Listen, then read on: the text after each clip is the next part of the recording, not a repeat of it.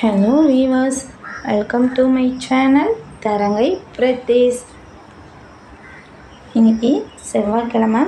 நமக்கு இன்னைக்கு காலையில் 5 மணிக்கெல்லாம் இன்றைய நாள் ஸ்டார்ட் ஆகிடுச்சு. இப்போ தண்ணியில் கல்லுப்பு.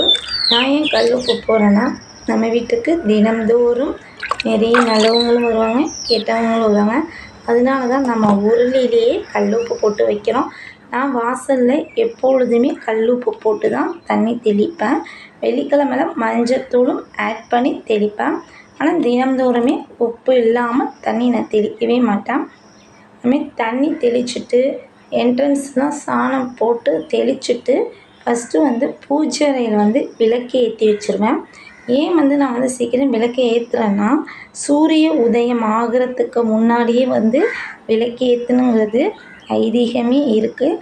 அதனால நான் முன்னாடியே விளக்கு ஏற்றி வச்சுட்டு சுப்ரபாதம் போட்டுட்டு மெழுகு ஊதுபத்திலாம் ஏற்றி வச்சுட்டு தான் வெளியில் கோலமே போடுவேன். அப்படி கோலம் போடும்போது நல்ல பாசிட்டிவ் எனர்ஜி அதிகமாகவே இருக்கிறது போல இருக்கும். நமக்கும் நிறைய மன அழுத்தங்கள் நிச்சயமாக குறையும். நம்ம கோலம் போடும்போதே அந்த சுப்ரபாதம் கேட்குறது, பத்தியோட வாசனை, அதெல்லாம் பார்த்தா அவ்வளோ ஒரு சூப்பராக இருக்கும். தெய்வம் கண்டிப்பாக நம்ம வீட்டில் இருக்கிறது போன்ற ஒரு அமைப்பாகவே இருக்கும். நிச்சயமாக தெய்வம் இது போல் நம்ம தினந்தோறும் பண்ணிக்கிட்டு இருந்தால் கண்டிப்பாக இருப்பாங்க.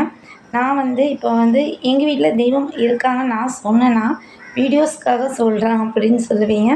நீங்களும் கண்டிப்பாக ட்ரை பண்ணி பாருங்கள். நிறைய மாற்றங்களும் மாறுதலும் நிச்சயமாக இருக்கும். இப்போ நான் ஃபுல்லாக இன்றைக்கி செவ்வாய்க்கிழமைன்னு சொல்லிட்டு கோலம்லாம் கொஞ்சம் சின்னதாக போட்டிருக்கேன். அப்போ செவ்வாய்க்கிழமை வெள்ளிக்கிழமை மட்டும்தான் போடுவீங்களான்னா கண்டிப்பாக கிடையாது. தினம்தோறுமே என்னுடைய காலை வேலையே 1 hour இதுதான் சொல்லிட்டு ஆல்ரெடி நான் ஒரு வீடியோ பதிவு கொடுத்துருக்கேன். எனக்கு காலையில் எழுந்திரிச்சு இந்த மாதிரி ஃபஸ்ட்டு கோலம் போட்டு வெளியெல்லாம் டெய்லியுமே இந்த கோலம் அலையவே அலையாது மறுநாளும். ஏன்னா உள்ளுக்குள்ளே தான் இருக்குது. இருந்தாலும் மறுநாளும் அதை க்ளீன் பண்ணிவிட்டு புதுசாக போட்டால் தான் எனக்கு மன திருப்தியாகவும் இருக்கும்.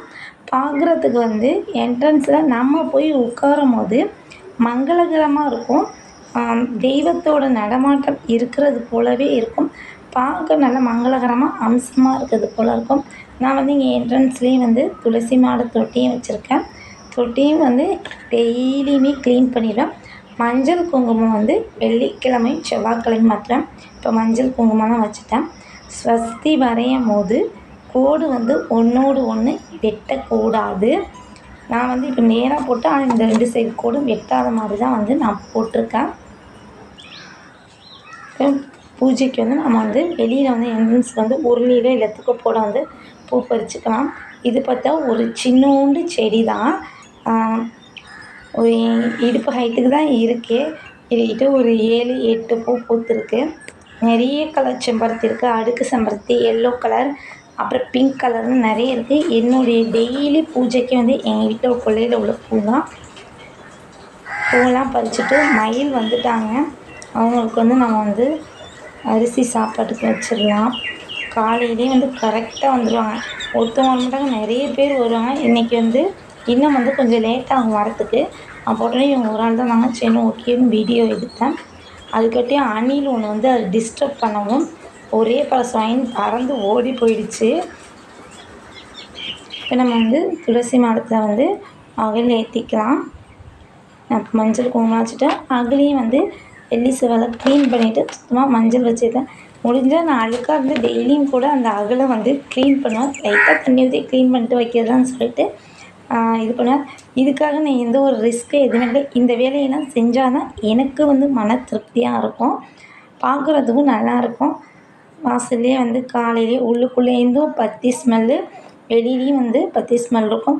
இதுக்காக நான் பத்தி காட்டுறேன், சூடம் காட்டுறேன், விளக்கேற்றி வச்சுருக்கேன், வீட்டில் உள்ள எல்லோரும் ஏந்திரிங்கன்னு சொல்லி யாரையுமே டிஸ்டர்ப் பண்ணாதீங்க. நம்மளுடைய வேலையை நம்ம கண்டிப்பாக தொடர்ந்து நம்மளே செஞ்சுக்கிட்டு இருக்கலாம். அதுக்காக வீட்டில் உள்ளவங்களாம் போட்டு சின்ன பிள்ளைங்க எல்லோரும் ஏந்திரிங்கன்னு சொல்லி அவங்களையும் உங்கள் கூட 4 மணிக்கு எழுப்பாதீங்க. இதே போல் தான் நான் என்னுடைய மார்னிங் வேலையை ரொட்டேட்டாக செஞ்சுக்கிட்டு இருக்கேன். இந்த பதிவு வந்து உங்களுக்கு நிச்சயமாக பிடிச்சிருக்கும்னு நான் நம்புகிறேன்.